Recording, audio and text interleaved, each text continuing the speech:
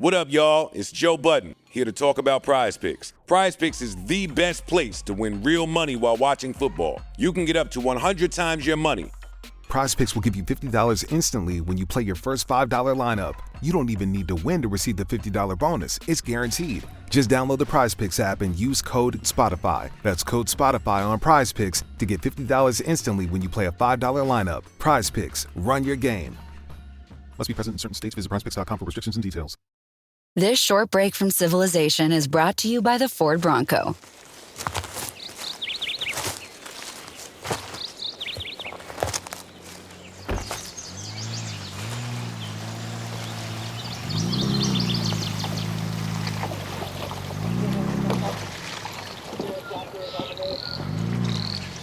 Get back out there. The Ford Bronco. Built wild. Learn more at ford.com/bronco.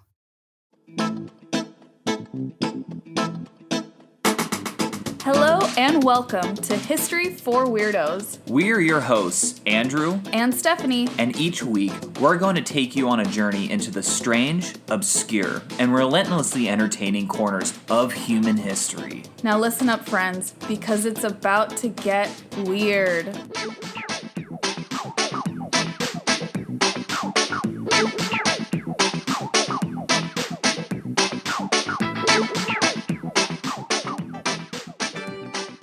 Welcome back, Weirdos. Here we are with another episode of History for Weirdos, and this week, Andrew's going to regale us with a tale. Oh yes, and a tale I have.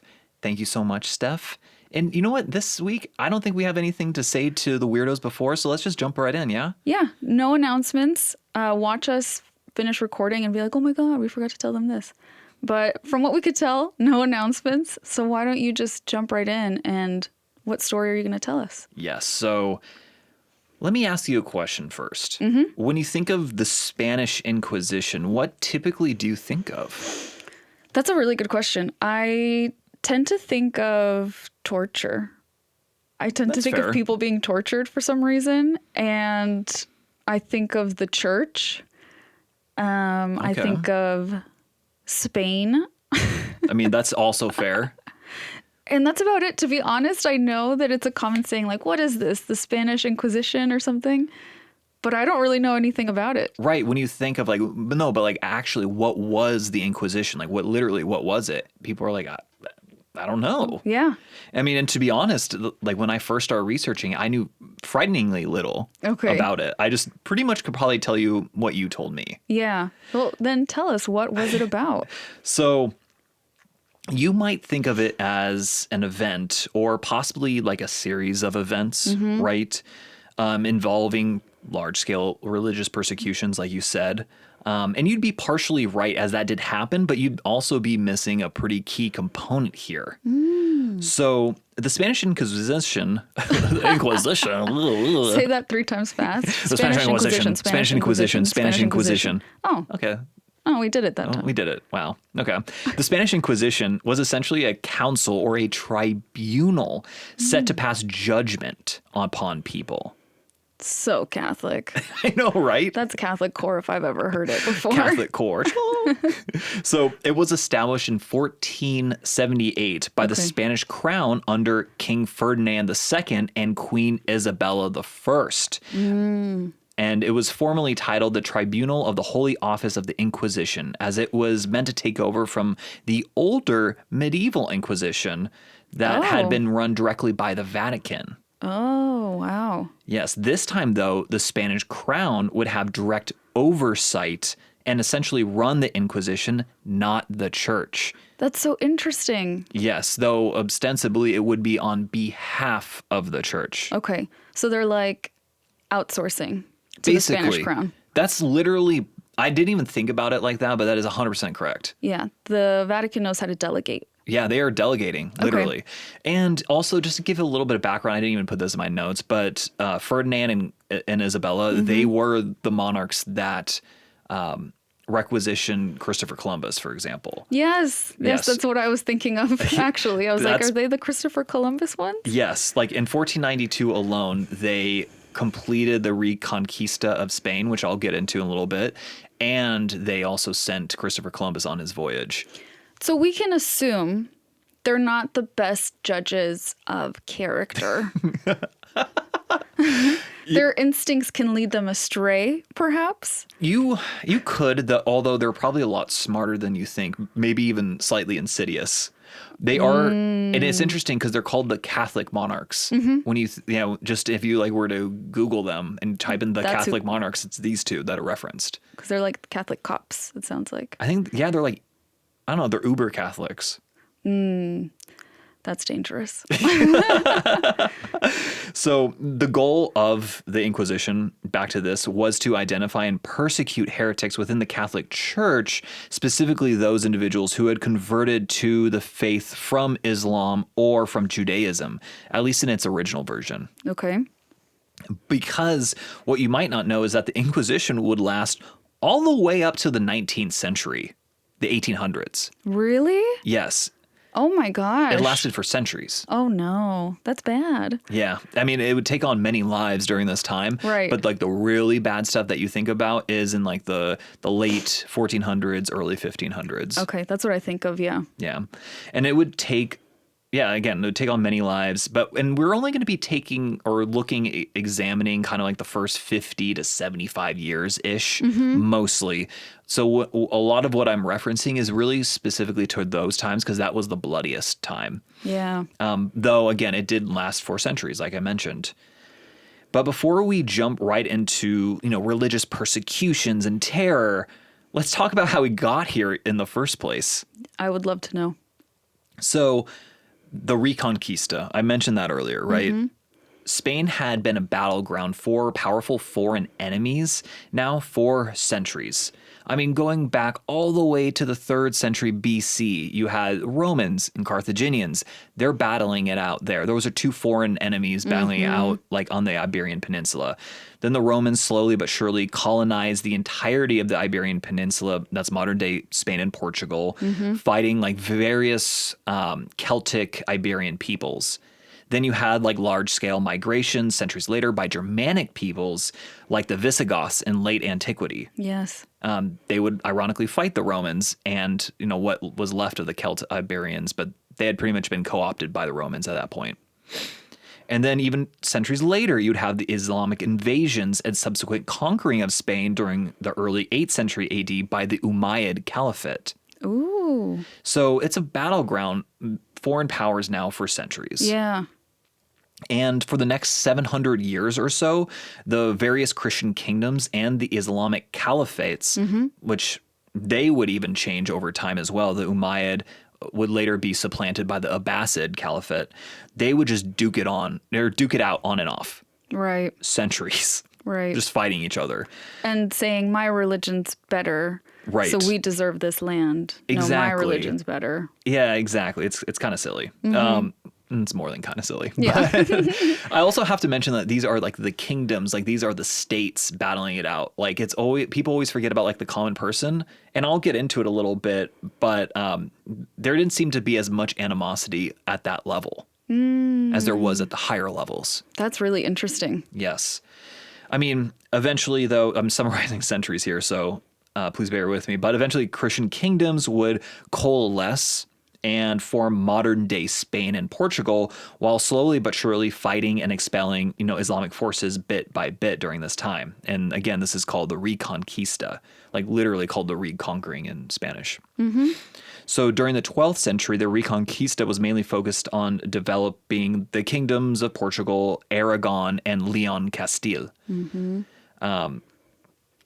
One of the monarchs, and I forget which one is which, but one of the monarchs that I mentioned, Ferdinand, is from, I believe he's the one from Leon Castile, but don't take my word for it. We're quoting you on that. Yeah. And then Isabella was from Aragon. And not Aragorn, Aragon. Thank you. Yes. And during this time, there was just a great deal of repopulation, including a resurgence of actually Muslims in the Granada region, which is southeastern Spain on the Mediterranean coast. So there is, even though like, you have Christian kingdoms kind of gathering more power, there still are like migrations of just regular people. So during this time, there was a really interesting fusion of different cultures, and Spain kind of got this reputation as a sort of exotic place. Right. Because although the Christian and Islamic forces are fighting each other, or even themselves, honestly, at time, which happened quite often, there was tons of infighting, the common people still, conducted trade, they shared in their customs, and it resulted in a really unique place. Yeah, that's why a lot of words in Spanish come from Arabic. Yes, exactly. And it's from this period. So similar to, it's kind of interesting because I do see a correlation here between the way that Italian Romans viewed the Eastern Mediterranean Romans about like a millennium prior is actually a very apt comparison of like what's going on now. Really interesting. And also, I should mention that there were Jewish populations throughout Spain as well. Although they were a smaller population than that of the Christians and the Muslims, they would still be a target of persecution. Yeah, of course. Because of course. We'll go over that later, though. Now, back on topic here, the Reconquista. As we get to the latter half of the 15th century, there's a significant event that happens. And this is the marriage of King Ferdinand II and Queen Isabella, excuse me. So, and I was wrong. King Ferdinand is from Aragon and Queen Isabella is from Castile. Yeah, that's how she's known. I just realized Isabella of Castile. Yes, exactly. And we figured it out. That's all that matters. Yeah, that's all that matters. And that was on October 19th, 1469. What a good year. I remember it well. Yeah. And you know how I was saying that like the Spanish kingdoms, especially the Spanish Christian kingdoms, were like kind of coalescing. These were pretty much like the last two major. There was another one, I believe, and maybe even another two, but these by far comprised pretty much mostly of the Iberian Peninsula. So with the union here, a lot of historians actually consider this to be kind of the de facto creation of modern day Spain. Right. That makes sense. So it's kind of a big deal in its own right. And the implication of this is pretty clear from the beginning when viewed in the context of the Reconquista, right? It's just going into overdrive at this point, right? They're gonna finish like the job, so to speak. And fun fact, they married all of their children off to secure alliances, which isn't in itself very surprising. But what is interesting is that their youngest child, a daughter by the name of Catherine, would become the first wife of none other than my arch nemesis, Henry VIII. Exactly. There you have it. Yeah, I knew. Pobrecita. Yes. And her child would be known to history as Queen Mary I of England. Bloody Mary. Boom. Yeah. You literally stole it out of my mouth. Very unfortunate nickname to have. Because I think she kind of earned it. Yeah, you got to do some dark stuff. I know it sounds punk rock, but it's not good vibes. It's like fascist punk rock. Yeah. That's like such a misnomer. That's not even real. I know. But anyways, these, back to Ferdinand and Isabella, they were the monarchs to charter the infamous exploration of Christopher Columbus to the New World starting in 1492. Boo. And again, I already mentioned this, but that was also the year that they brought their Reconquista to an end when they conquered the last remnant of Islamic rule on the Iberian Peninsula with the fall of the Nasrid Kingdom of Granada. And is it Granada where you can go today and you see a lot of Islamic influence in the architecture? Is that the region? Yes, it is. Very cool. That makes sense. Yeah. It looks beautiful. I've only seen this online, but have you been in person? I haven't, but I've seen a lot of the pictures, and I know what you're referencing is the really famous horseshoe arches. Yeah, they're beautiful. The beautiful detailed sort of like lattice patterns in the windows and things like that. And Weirdos, the reason I'm asking Andrew if he's been is because he did his study abroad in Spain. Yes, and I lived there for almost 4 months, and I don't think I ever went to Granada. It's because you were too hungover, I'm sure. That's probably accurate, sadly. So, starting as early as the 14th century, the Jewish population in Spain was a primary target of the local Catholic orthodoxy. Many Jewish folks were forced to convert to Christianity during this time, and those who converted were referred to as conversos, and they still face deep suspicion. It was known that a lot of conversions weren't real. Shocking, I know. When you force people to convert and they don't really feel it in their hearts, how weird. Yeah. Crazy. And the Jewish folks who continued their worship in secret were called marranos. Oh my gosh. Is that a bad word? Pigs? Oh my God. Yeah. Let me see the word. Marranos? Yeah, pigs. Oh my God. Yes. You know the cookies we make around Christmas? Oh, marrancitos. The marranitos. Yeah. Or marranitos, yeah. Little pigs. Wow, that is really messed up. That's really messed up, but unsurprising. Clearly, I didn't pick up on that. Yeah, and you mentioned this briefly. Andrew hadn't told me really anything about this episode except I was talking to him about my family. My mom's family is from Mexico. My mom's from Mexico. And I don't remember how we got on the subject, but I was telling you that my mom's mom, her dad's parents, so what are they to me? Grandma, great-great-grandparents. Yeah. They were Jewish. And I found that very surprising because my family is very Catholic. But it came up on my 23andMe ancestry. So I had asked my abuela about it. And she was like, oh, yeah, that makes sense. Like, my dad's parents were Jewish.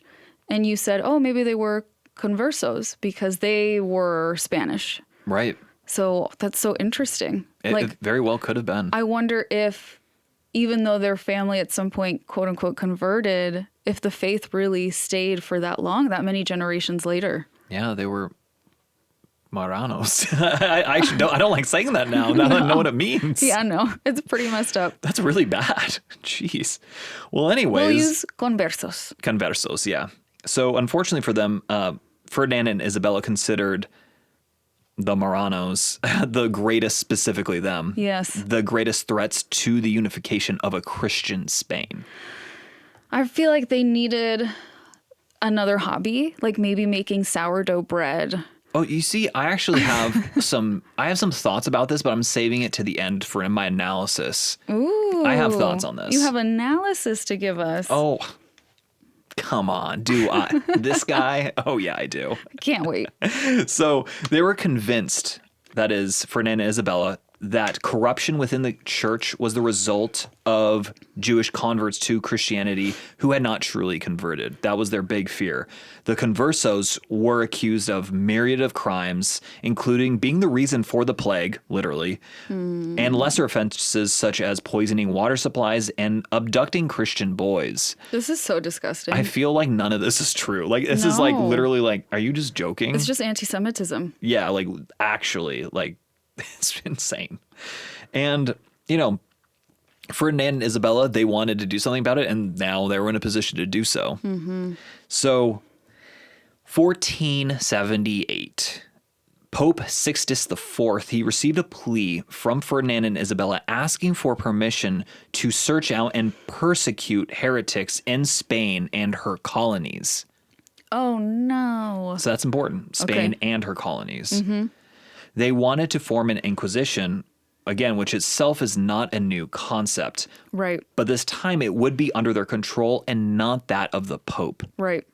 Because they're outsourcing. Exactly. They're outsourcing. They're doing what corporations are doing now, but centuries ahead of time. And they're just Forward thinking. Forward thinking in the worst way possible.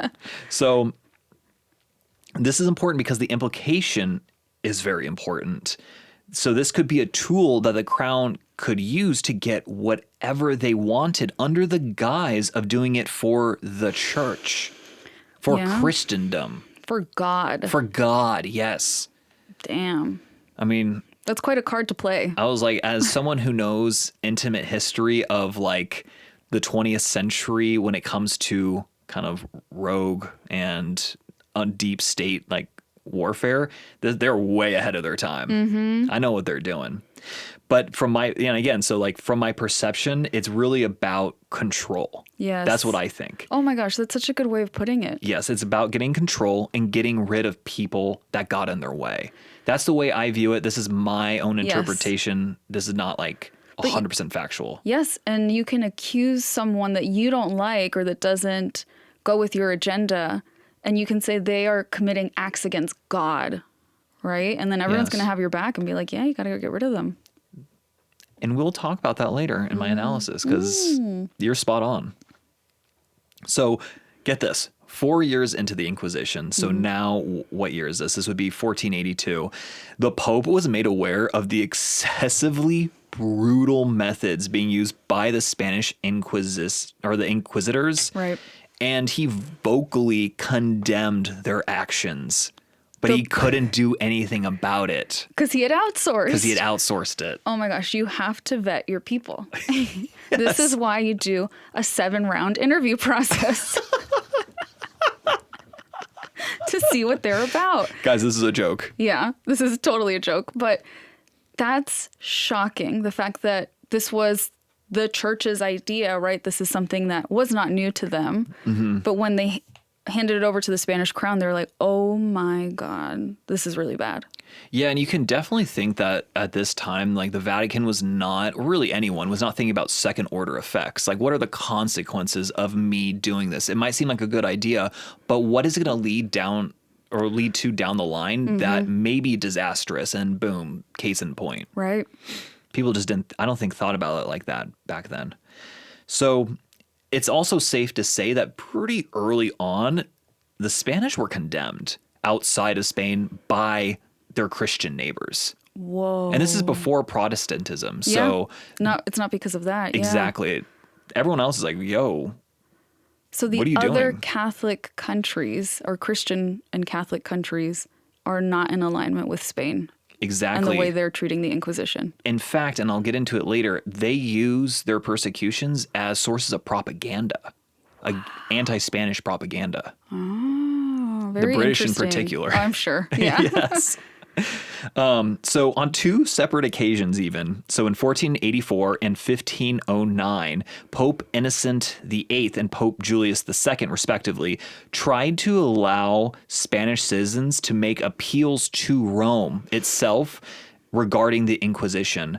But King Ferdinand replied each time by saying that anyone who tried to petition Rome without consent from the monarchy would be confiscated and sentenced to death.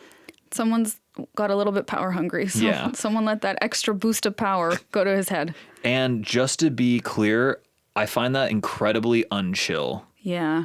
That's a really good way of putting it. Thank you. You can quote Andrew on that one. Yeah, you can say it's unchill.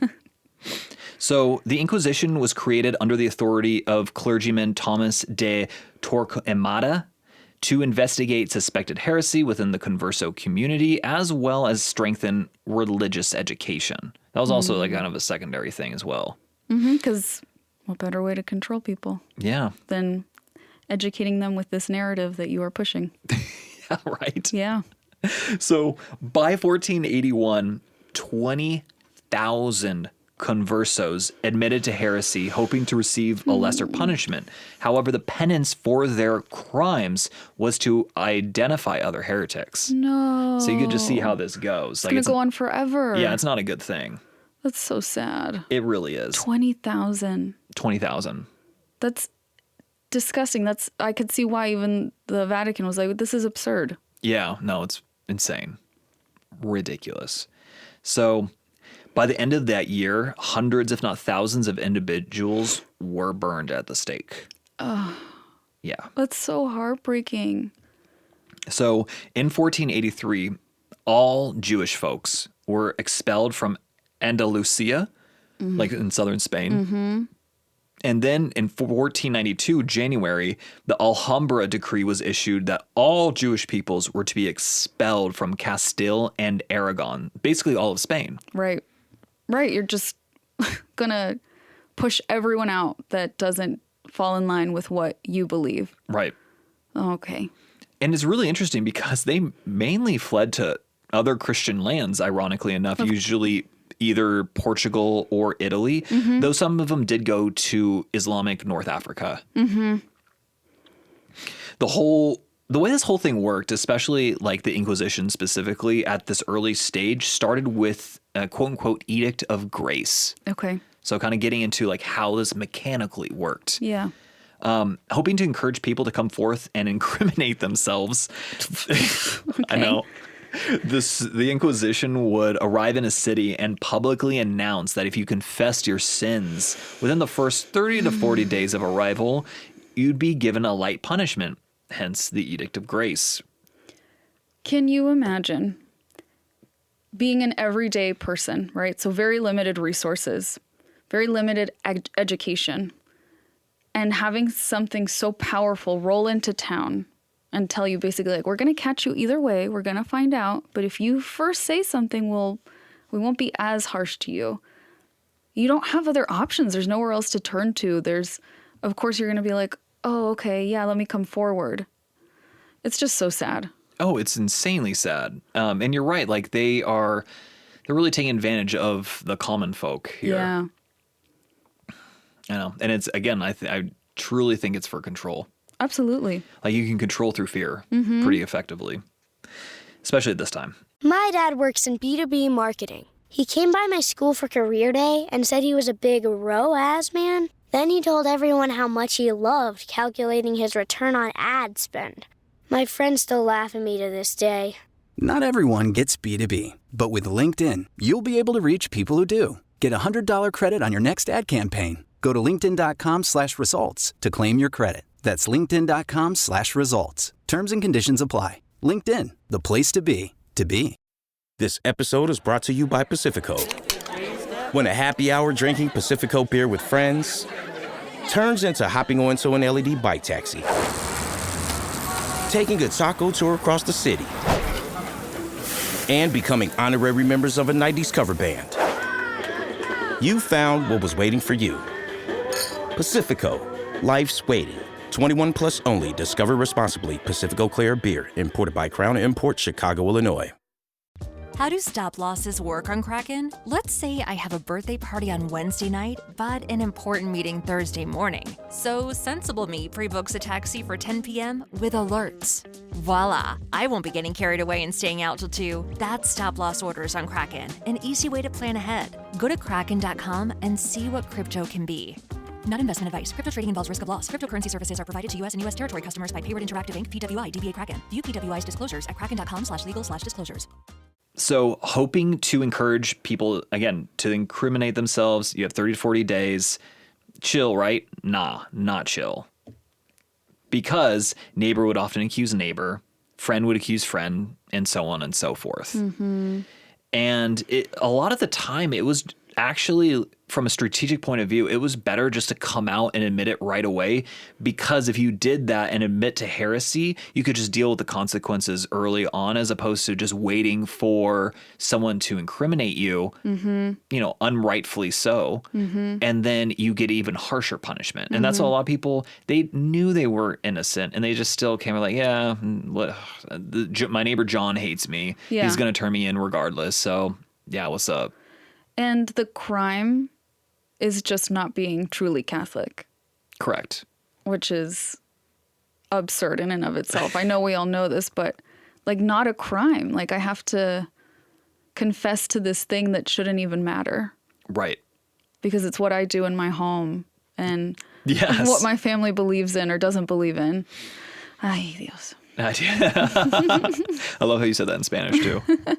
So the trials for those accused of heresy, they were long, very bureaucratic events, unsurprisingly.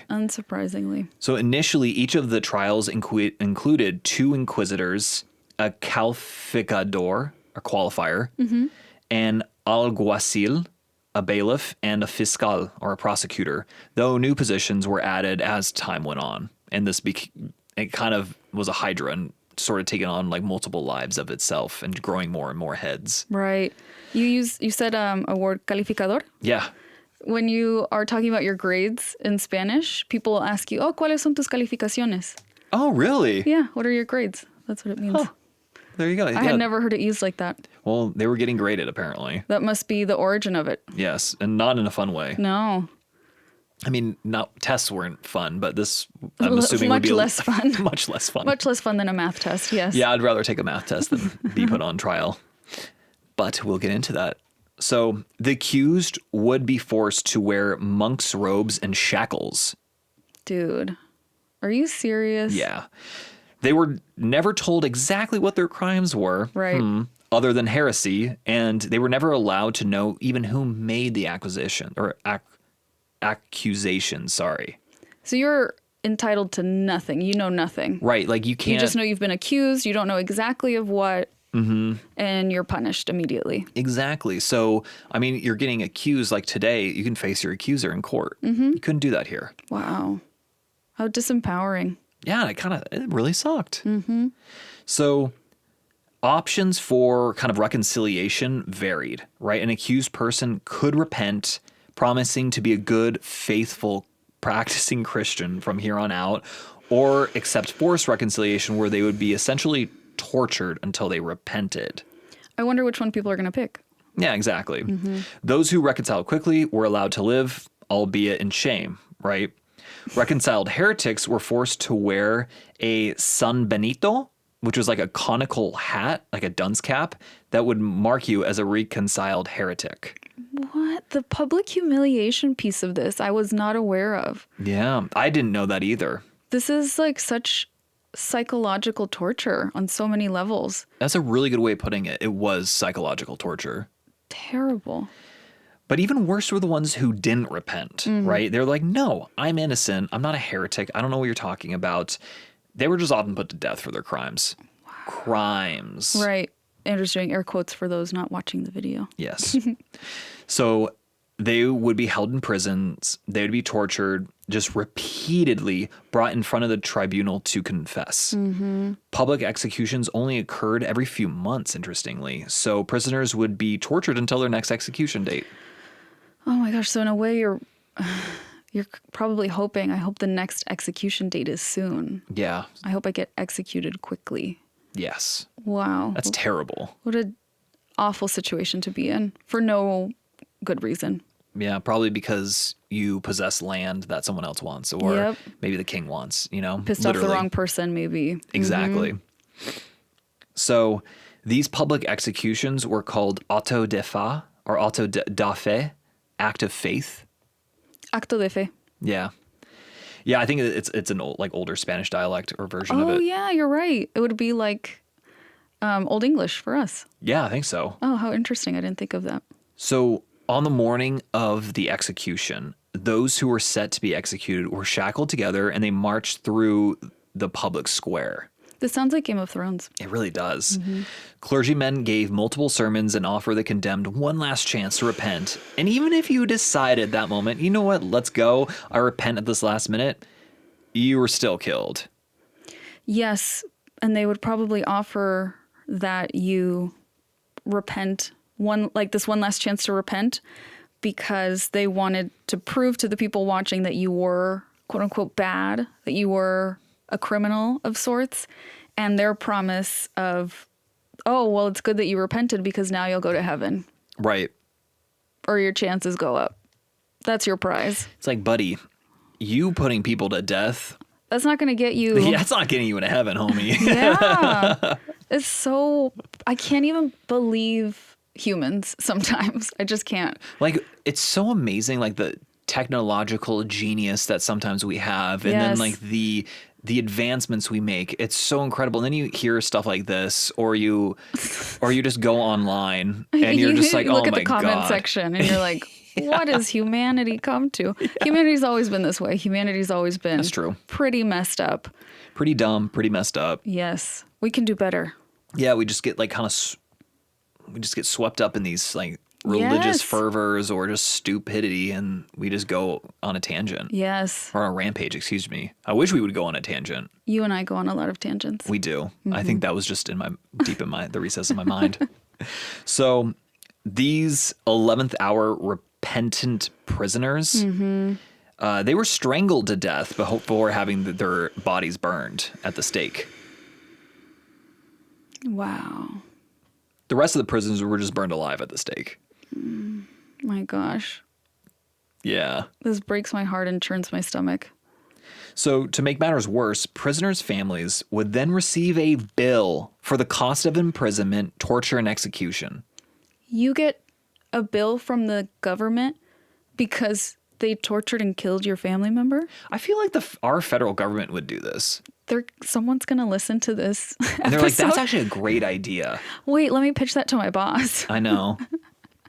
Fascist. That's insane. No, it is. It's actually insane. What would happen? Do you know what would happen if you didn't pay? Oh, I don't know. Probably imprisonment. Probably imprisonment. Yeah.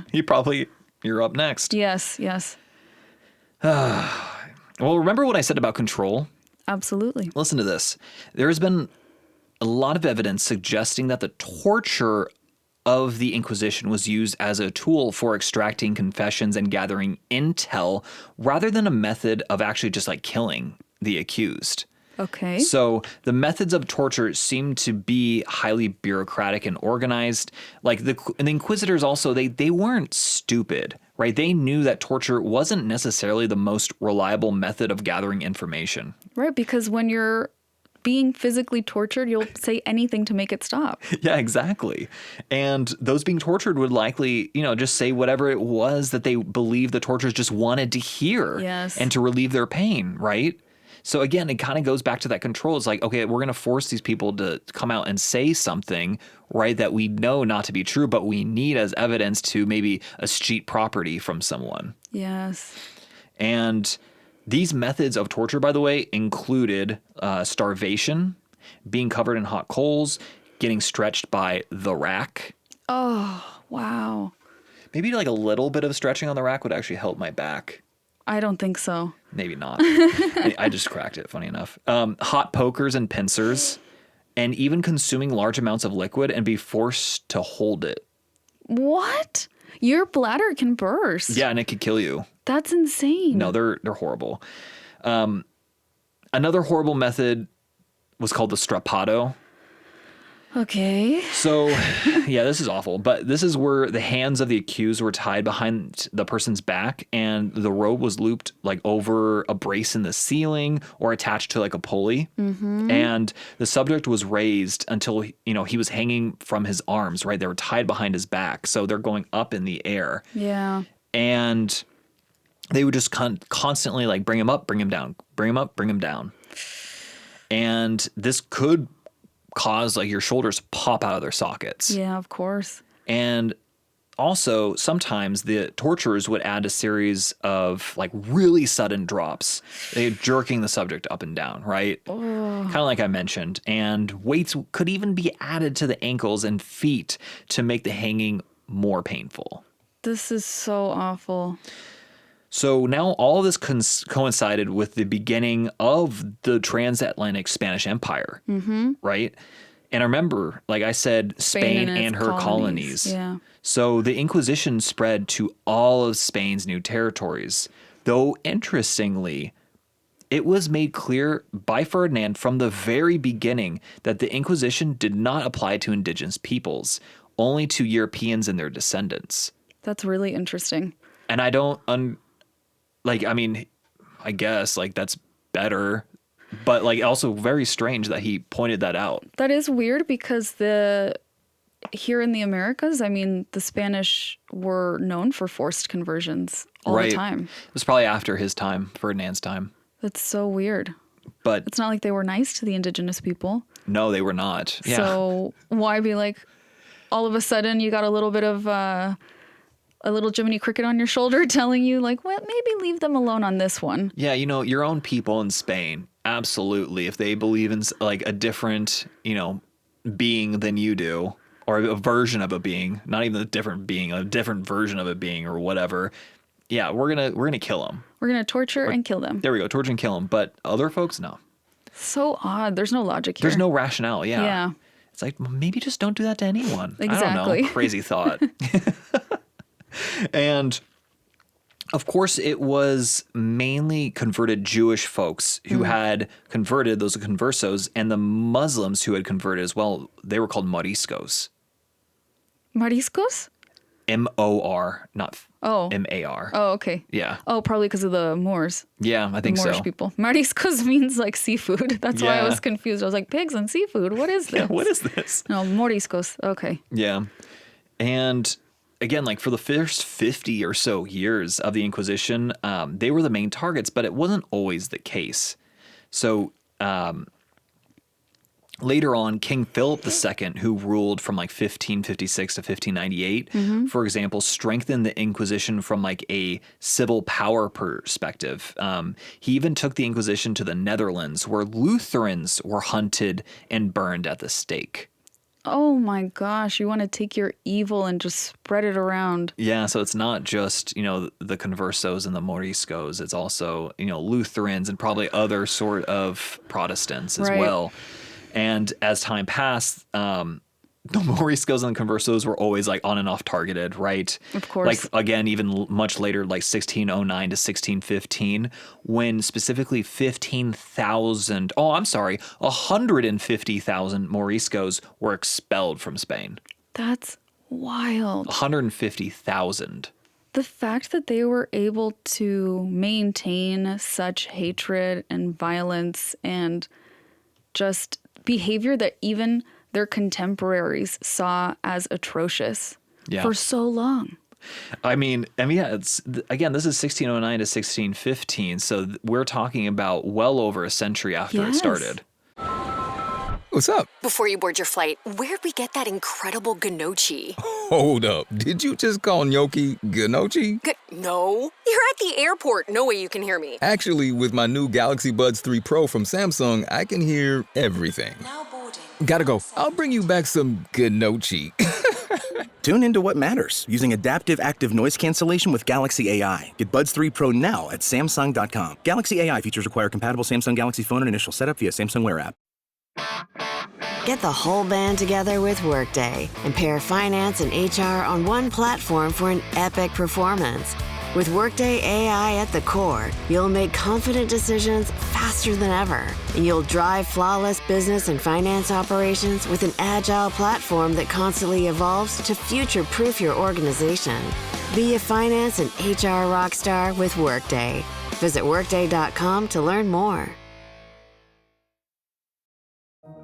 This episode is brought to you by Stars. Lisa Tadeo's best-selling book is about to become your favorite new show. Based on a true story, the new Stars original series 3 Women stars Shailene Woodley as Gia, a grieving and struggling writer who embarks on a cross-country road trip where she meets 3 women determined to radically change their lives. This one is not to be missed. Watch the season premiere of 3 Women now, only on Stars and the Stars app. Crazy. So when evaluating the Spanish Inquisition, it's really hard to understand the true extent of damage done. So historian Marcelino Menéndez y Pelayo, he wrote in 1953 of the Inquisition, "Why is there no industry in Spain? Because of the Inquisition. Why are the Spanish lazy? Because of the Inquisition. Why do the Spanish take a siesta? Because of the Inquisition. Why are there bullfights in Spain? Because of the Inquisition." Wow. Yes. Now, whether or not this is strictly true can be debated. However, it does illustrate that there was a decline in knowledge and industry over time that took place while this was happening in Spain. Which, of course. Duh. Your people are not going to prosper if they're constantly living under fear. Exactly. And you're keeping them ignorant and oppressed. I mean, I find it so interesting that Ferdinand and Isabella, they really wanted a unified Spain, and a strong unified Spain, I should say. And in reality, what they did is ultimately they sowed the seeds of their own destruction. I wouldn't say destruction necessarily, but Spain is not a powerhouse today. And you could probably trace it back to this. Right. Or at least one of the reasons, right? There's many, many reasons, but this is probably a pretty serious one. That's a good point. So for me personally, it really is no surprise that the Spanish lost their dominance over the seas in the 16th century, especially in the latter part of the 16th century, because of this, right? With the mass exodus of oftentimes skilled workers, that would have long-term detrimental effects that are really hard to quantify. Yeah. But they're there nonetheless. I mean, they'd be hard to quantify today when we have access to so much data, right? And technology, and you can track people so easily. It would be impossible to quantify it back then. Oh my God. There's no way. Absolutely. So It's also unknown the amount of wealth that was stolen from the Jewish and Islamic communities because of the confiscations that had occurred, right? During one year of the Inquisition in Guadalupe, enough money was taken to fund the building of an entire royal residence. Wow. Yes, a big one at that. Ugh. And it was commonly stated that during this time, quote, only the rich were burnt, end quote. Oh. Kind of going back to what exactly you said earlier. Mm-hmm. So only recently have historians begun to fully research the records left by the Inquisition, right? And because of this, there is a great deal of uncertainty in facts and figures.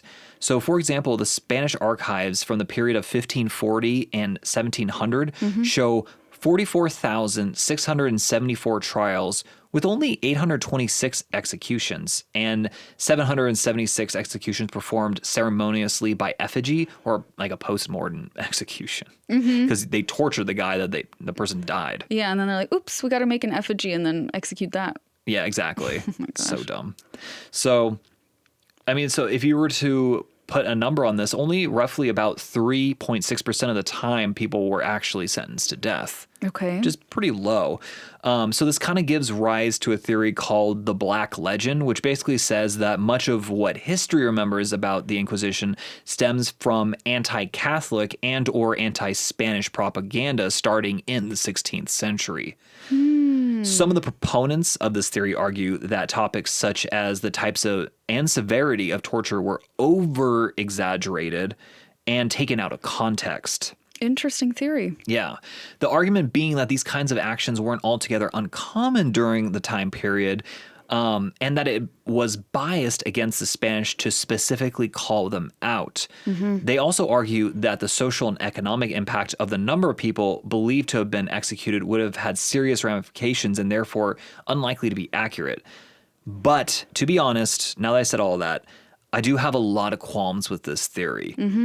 Firstly, there were texts written as early as the late 16th century that give pretty explicit detail of the trials and torture methods used, and even how the Inquisition was a very threat to like their lives. And when I say their lives, I mean like a lot of like European lives. Yeah. So this is like Europeans judging other Europeans, right?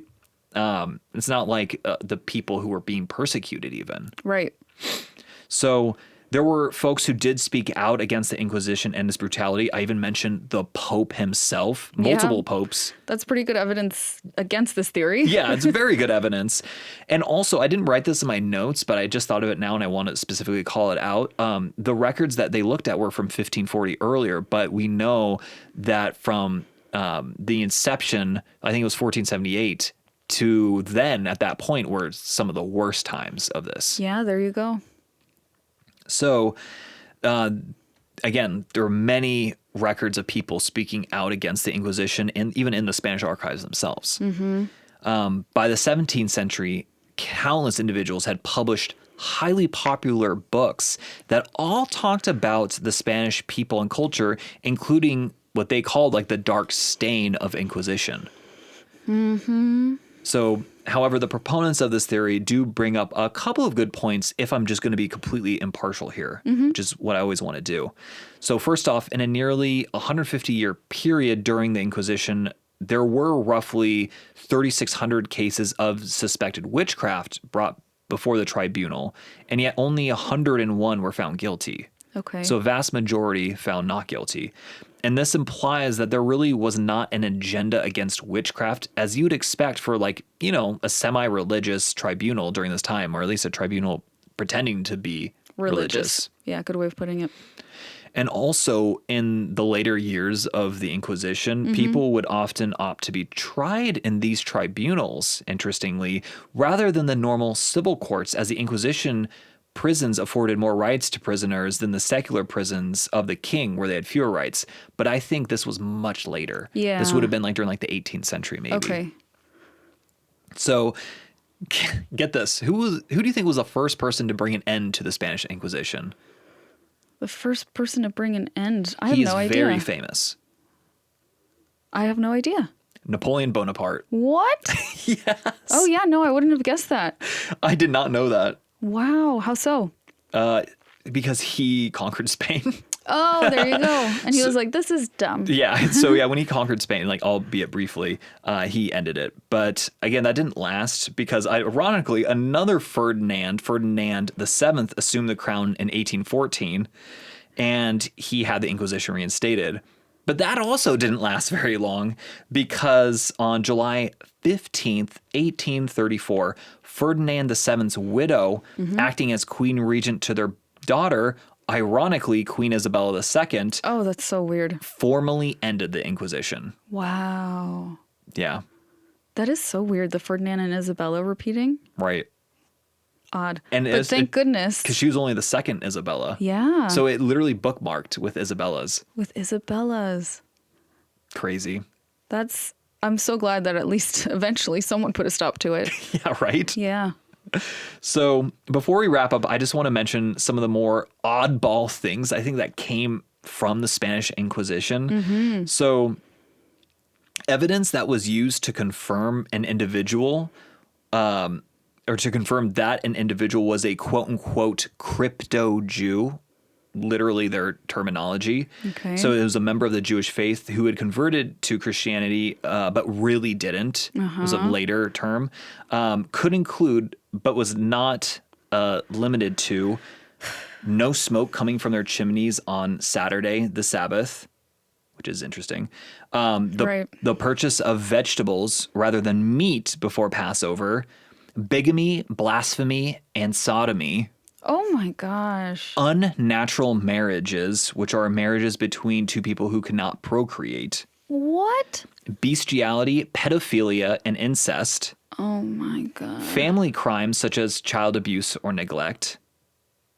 I mean, like, you should prosecute those people, but not under this. No, that's thing. different. You don't want those things to happen. That's entirely different. Yeah, you it's like are just trying to demonize a group of people. Exactly. Because they don't look how you look. They don't pray the way you pray. Like, this is Or it's suspected they might even look how you look, which is even crazier. I mean, it shouldn't matter, but to them it would. It's insane. Yeah. It's such BS. They don't actually care about those crimes. Yes, exactly. And they could throw anything else out there, like including, like human trafficking, like, hardcore stuff like that, smuggling, forgery, tax fraud, espionage for foreign power, illegal weapons, etc. So anything. It really could be anything. So the Inquisition also used their authority for censorship, interestingly enough, as well. Yep, I'm not surprised. So in 1551, they released their first index of banned books. There's nothing. Henry VIII and banned books grind my gears so much. So stupid. Weirdos, I already know you guys are so cool. You're so smart. You read banned books, but if you haven't, you should read banned books. You should look at banned books lists and wonder, why don't people want me to read this? Yeah, exactly. And just take your own objective approach to the book and see what you think. Right. I mean, usually it comes down to money and or power. In this case, same thing here. Yeah. I mean, some things really do never change. Yes. So rather than always just banning these books outright, oftentimes incriminating passages or words would simply be like crossed out. Shut up. Yeah, a method which obviously proved to be useless as access to these books by the elite and powerful remained free. And they weren't going to be typically the ones, unless it served another purpose, right? The ones to be actually prosecuted. But yeah, so that is like the story of the Spanish Inquisition. I know that it is a lot, and I purposely left out a lot of things that happened later on because it took on so many lives. And to be honest with you, this could be like a 6-hour episode if I really I'm sure went into it. It could be its own podcast. Yeah, it could be its own podcast. Yeah, breaking it down. But that's incredible. You taught me so many things in this episode. I truly didn't really know anything about it. It's more horrifying than I thought. It really was, Yeah. And I mean, to be honest with you, I think what's crazy is we still feel the impacts of this today. I mean, especially if you live in Spain, you're really feeling the impacts of it today. But I mean, we see this over and over, this like disturbing phenomenon of like persecution based off of religious zeal. Mm-hmm. And like, guys, that's a bad thing. If you're listening to this podcast, you probably know that it's a bad thing. Yes. But if there's ever like any doubt, like, hey, maybe should I persecute this person based on their religious beliefs? Just don't. It's never, ever going to go well for anyone. Yeah, it's not, guys. It's not a good thing. I would say it's actually really unchill. Yeah. I agree. Yes. So, and I think one thing that we can learn from the mistake of this is, I think there's two things, right? The first being like, and this relentless pursuit of power, and how serving your own vanity, serving your own ego for power will ultimately lead to destruction. For generations and generations. Yeah, and people will curse you. So if you're really trying to serve your ego, you should maybe just make things better for people, and then people will praise you for, years on end, right? Instead of just being this, right? Looking at you, Ferdinand and Isabella, like, don't be those people, right? And then the second, again, is just, I don't know how else to say it, but like, don't do religious persecutions. Don't persecute people like based off of anything really. A whole group of people. Yeah, especially if they're not harming anyone, right? Yeah. Don't do that. Well, that's pretty groundbreaking. So I think that's a good note to end the episode on. I know. I feel like it's. I mean, clearly it's not common knowledge, though. Like to me, it is, and to you, it is, and probably to everyone listening, it is. But yeah. This is why it's important to know your history. Exactly. Boom. That's why you're listening to a history podcast. You're so smart. I know. Ironically, the people that should be listening to this are never going to listen to it. Mm-hmm. Yeah, and the that's people very who's, true. it's like, yeah, duh, are the ones listening. Well, thank you for listening, Weirdos. We appreciate you so, so much. And Andrew, thank you for teaching us about the Spanish Inquisition. Yes. It was awful. Hopefully the episode, you liked it, regardless of the awful content inside. Yes, I really liked hearing about how awful this was. It truly was awful. And Weirdos, do not forget to share this episode with someone. That's a great way for new people to find the podcast or to rate the podcast, leave a review, depending on where you listen. That also helps people find the show. Yeah, exactly. We need more Weirdos. We do. We love you guys, and we want more of you. Exactly. Until next time, Weirdos. Until next time. Adios.